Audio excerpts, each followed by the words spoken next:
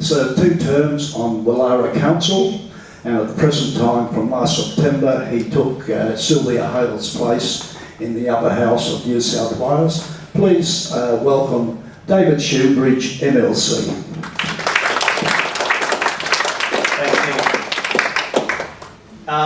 And thank you all for coming this afternoon to talk about one of those exciting things for New South Wales and for Australia, which is renewable energy. I'd first of all like to acknowledge that this land we're meeting on here today is Aboriginal land. In fact, it always was and it always will be Aboriginal land, and I'll pay my respects, and I know those of the audience here today, to those Aboriginal elders, both past and present, on whose land we meet here today. You don't ever sit down and get together and watch a documentary about building a new coal-fired power station. It just doesn't fire up the interest of people from across New South Wales or anywhere, talking about a new coal-fired power station and all the carbon emissions it'll make, talking about the size and scale of the open-cut coal mine that has to be dug in order to feed the coal-fired power station, or talking about the impacts that open-cut coal mine will have on the local rivers and the local health of the community. You just don't get people inspired to come and watch a documentary about the joys of coal-fired power. But you do get people inspired to come and talk about how things can be different, and about how we can build quite a different electricity distribution system here in New South Wales and across the planet. Now, a lot of what we saw today in the Future Makers is talking about the new renewable energies that are really off-the-shelf products that we can put in place. But one thing it didn't address as fully as I think perhaps it should, given the current climate that we have here in New South Wales about electricity, is about what we can do immediately in terms of energy efficiency to reduce household power bills and actually immediately reduce the impact that we all have upon the climate. Because when you look at the lowest hanging fruit, the easiest way of reducing our carbon emissions, reducing the cost of power bills, and limiting the amount of coal that we need to burn to power our current lifestyle, the lowest hanging fruit, far and away, is energy efficiency. Now, we've seen in this current state election campaign, both the major parties basically mirror each other, worried about rising household power bills, mirror each other with, say, a $250 rebate for Labor, or a $150 annual rebate to power bills if you're the coalition. And that is a flea bite in terms of the ongoing increases in energy costs we're going to see in New South Wales for 2 reasons. One is there's $17.9 billion worth of infrastructure being rolled out as we speak to power an increasing reliance upon coal-fired power stations. $17.9 billion, and I'll come back to that in a sec. The other reason why these rebates won't address the ongoing issues about household power price rises is because we will in the future see increasing coal prices for coal. We know the export price for coal is going to increase significantly over the next 5 to 10 years. And that price, if we stick with coal-fired power stations, is going to feed into household budgets. As the export coal price increases, 5 or 6 years ago, we were talking $40 or $50 a tonne for our domestic supply. The current export coal price is closer to $80 or $90 a tonne, and it's likely to be well in excess of $100 a tonne as we go into the future. So if we stick to coal-fired power stations, not only will we continue to emit carbon, but as coal becomes more expensive, it's going to feed into an increase in household budgets. And it's going to also come, at some point, hopefully with pressure from the Greens federally, with a price on carbon. And that is going to multiply the effect of the price from the increase in coal. So if we stick with business as usual and we spend $17.9 billion on infrastructure, that's not going to fix things. And a $250 rebate will do next to nothing. Now, what is that $17.9 billion of our money, our collective money here in New South Wales, being spent on the current electricity grid? Well, some of it is being spent on upgrading some necessary upgrades on those big distribution lines that you see running from, say, the Hunter Valley or from Lithgow. So some of that money, in fact about half of it, about $8 or $9 billion, is going to be spent on fixing up those major transmission lines and rebuilding a whole lot of transformers across Sydney and across regional and rural New South Wales. If we don't do that, well then the current grid is going to face reliability problems. And the reason we're paying for it now in one go is because the New South Wales government has been stripping the profits out of the state-owned generators and suppliers and been refusing to invest over the last 15 years. Now all the infrastructure is aging at once, and we in one go are going to have to pay for all that aging infrastructure. That explains about half of the increase in New South Wales power bills that we're seeing over the next 12 months. Paying in one go, in one short run, paying for all of that increase in infrastructure that we should have been doing over the last 15 to 20 years in a more systematic rated way.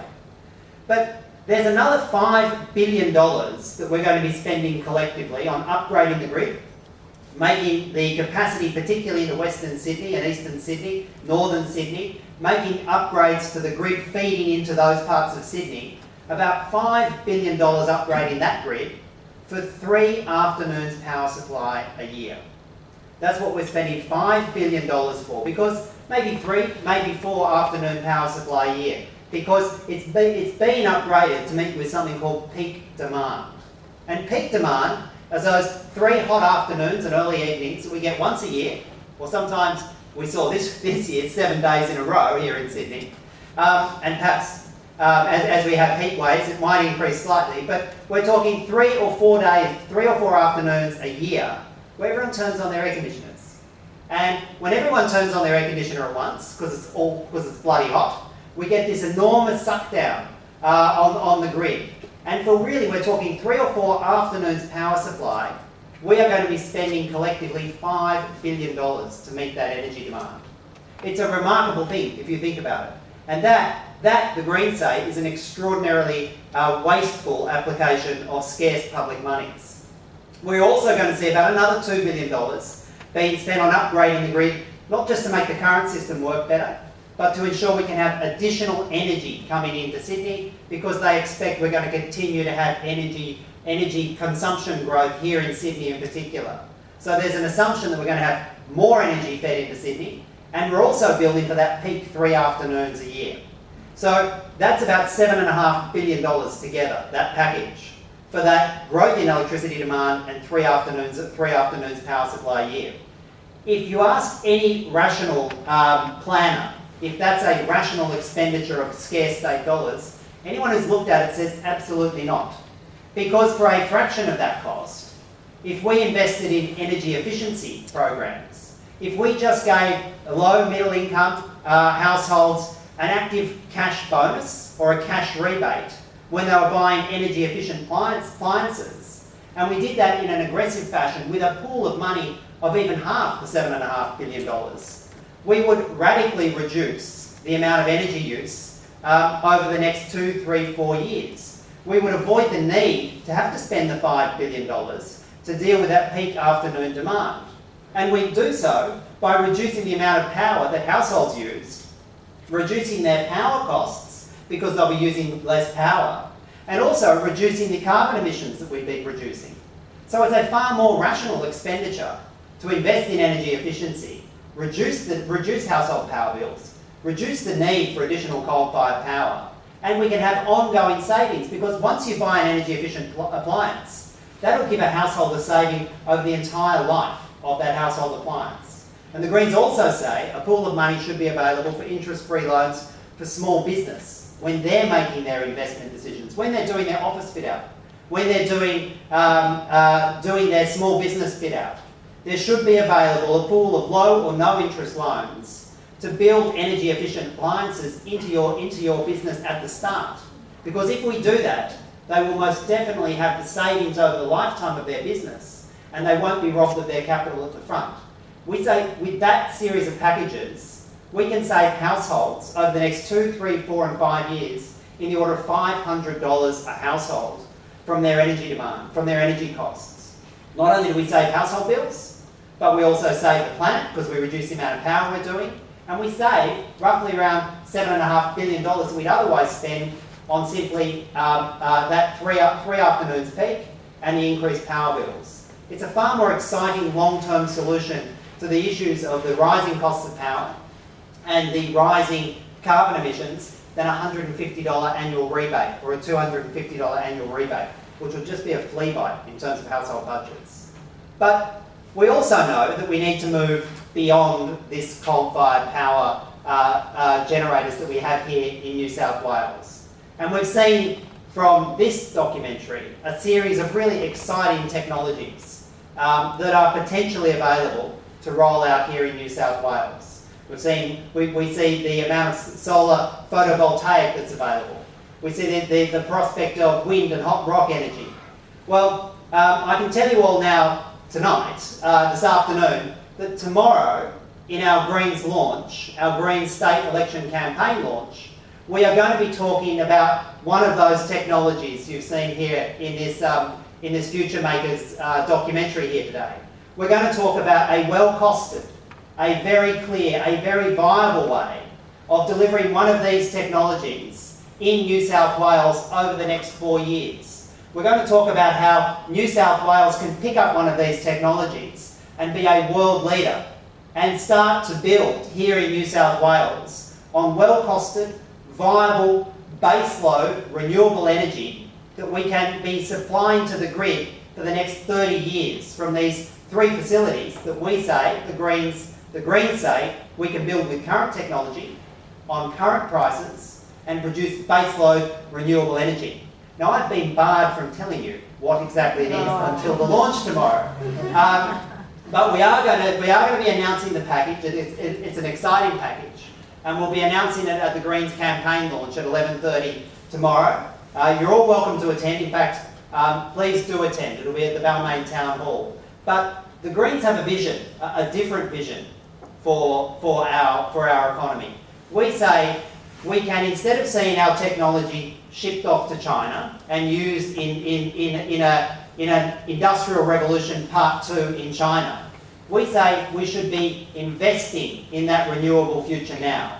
We should be investing in building the plant here in New South Wales so that we build the skills, we build the jobs, so that when Indonesia wants to roll out their energy future, when New Zealand or Mexico or the southern states in the US wants to build their renewable energy future, they look to the skills and the expertise that we've developed here in New South Wales and Australia, and we can be at the forefront of this, what will be the exciting new industrial revolution part 2.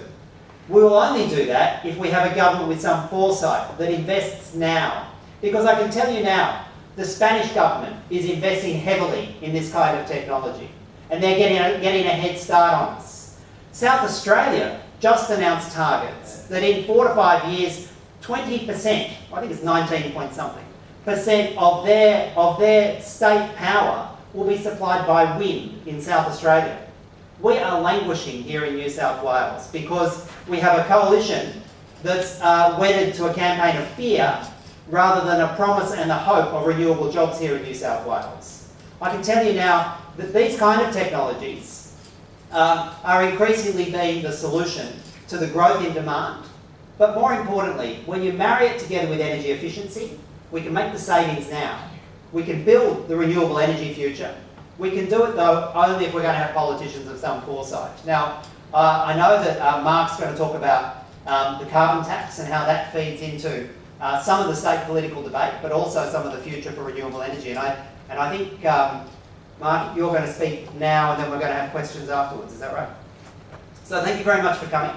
And also thank you for letting me share this film, this really exciting film with you.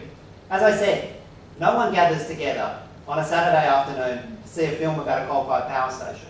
But we all know, and we're all excited about this kind of future for us here in New South Wales and for the planet. So we're going to have an election in 2 weeks' time. And I can tell you, it's playing on my mind a little as we speak. I can tell you now, the more Greens we get elected, the more likely we are to drive that kind of future here in New South Wales. So thanks very much.